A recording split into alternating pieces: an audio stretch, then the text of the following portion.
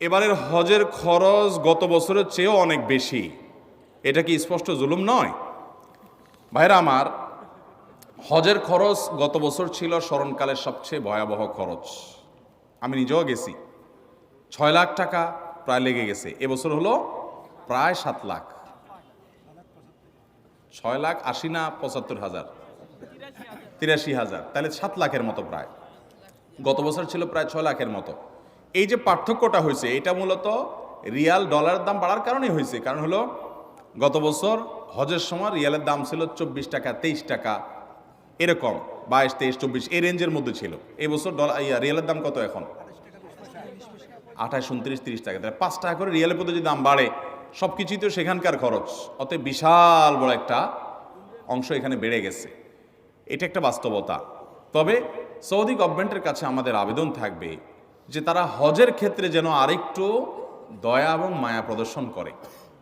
কারণ মুআল্লিম ফি যেটা অন্য সময় সামান্য ছিল, সেটা গত বছর মাঝে 2-3 বছর করোনা গেল, গত বছর সেটা ডাবল না জানি ট্রিপল কয়েক গুণ সেটা বাড়াই দিস। আমি গত বছর হজে যাওয়ার সময় চিন্তা করছি যে যেটা বোধ হয় 2000-এর নিচে ছিল, ওইটা 5,000, 6,000 টাকা, 6,000 রিয়াল, টাকা না, সৌদি রিয়াল, তার মানে 1 লাখ প্লাস। এটা মুআল্লিম ফি। তো মুআল্লিম ফি যেটা নিচে মক্কা মিনা মুজদালেফাতে সার্ভিস দেয় সেটার ফি, ঠিক আছে, এটা নিতে হবে, খরচের টাকা বুঝলাম।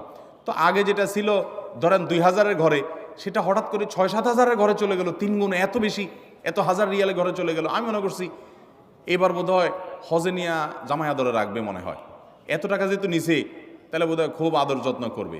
তো আমি দেখলাম না, আদর যত্ন কিছু না, হাজি এমনি কম নিছে, সেজন্য একটু ফ্রি আছে। শুধুমাত্র মিনা মুজদালেফা আরাফাতে টয়লেটের নিচে স্ল্যাব বসাইছে, যেটা আগে প্লাস্টিকের ছিল, ব্যাস। আমি আর দৃশ্যমান কোনো পার্থক্য দেখলাম না, বাস। এইটার কারণে বা আর যেগুলো আছে সেগুলো উল্লেখযোগ্য এমন আহামরি কিছু না, মানে এটার কারণে অন্তত 3 গুণ টাকা বৃদ্ধি হবে বা 3-4 গুণ হয়ে যাবে, অনেক গুণ বৃদ্ধি হয়ে যাবে, এরকম কোনো বিষয় না। এরপরে আসুন, বিমান ভাড়া সম্ভবত এবছর কত, 2 লাখ বোধ হয়, 2 লাখের মতো ধরছে। কল্পনাই করা যায় না, যারা বিভিন্ন দেশ সফর করেন তারা জানেন।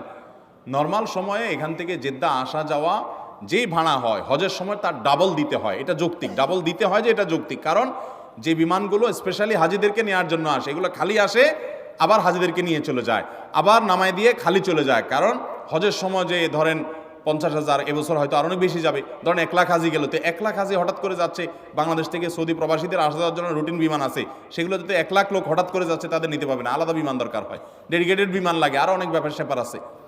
তো আলাদা করে হাজি সাহেবদেরকে নিতে হয়, আনতে হয়, সেজন্য ডাবল খরচ নিতে হয়। তো ডাবল খরচ যদি হয়, তো সেটাও 2 লাখ টাকা, 2 লাখ প্লাস বা 2 লাখের কাছাকাছি হওয়ার কথা না।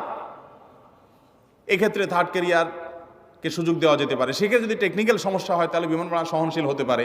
এমনকি ওমরার বিমান ভাড়া পর্যন্ত 1 লাখ, 1 লাখ প্লাস। আপনি এমনি সৌদি প্রবাসীরা আসা যাওয়া করে জিজ্ঞেস করেন ভাড়া কত, খুব আহামরি কিছু না, অনেক কম তার চাইতে। তো এই যে হজের খরচ, সেটা সহনীয় পর্যায়ে করা উচিত। এবং আমাদের সরকারের কাছে আমাদের দাবি থাকবে যে ক্রান্তি, নানা সময় অর্থনৈতিক অনটন থাকে, ঠিক আছে, ভারতের মতো দেশ যেখানে হিন্দু প্রধান দেশ, সেখানেও হজে ওমরাতে যথেষ্ট পরিমাণ সহনশীল রেট থাকে এবং ভর্তুকি দেওয়া হয় অনেক দেশেই।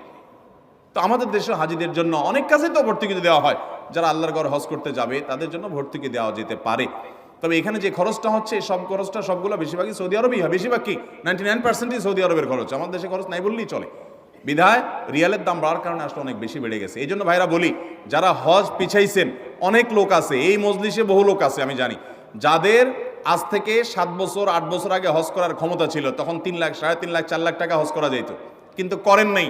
পিছাইতে এখন 7 লাখে আসছে, একসময় যদি 14 লাখে যায়, আর তখন যদি বলেন আমার কাছে এত টাকা নাই, আপনি আল্লাহর কাছে দায়মুক্ত হবেন না। কারণ যখন কম ছিল তখন তো আপনার পরে হজ ফরজ ছিল, আপনার টাকা ছিল, আপনি কেন করেন নাই? এই জন্য নবী সাল্লাল্লাহু আলাইহি ওয়াসাল্লাম বলেছেন, কারণ হজ ফরজ হলে সে যেন বিলম্ব না করে। যদি সে বিলম্ব করে, সে জানে না পরবর্তীতে কি হবে, কি দুর্ঘটনা হবে। এই জন্য হজ ফরজ হলে বিলম্ব করবো না ইনশাআল্লাহ।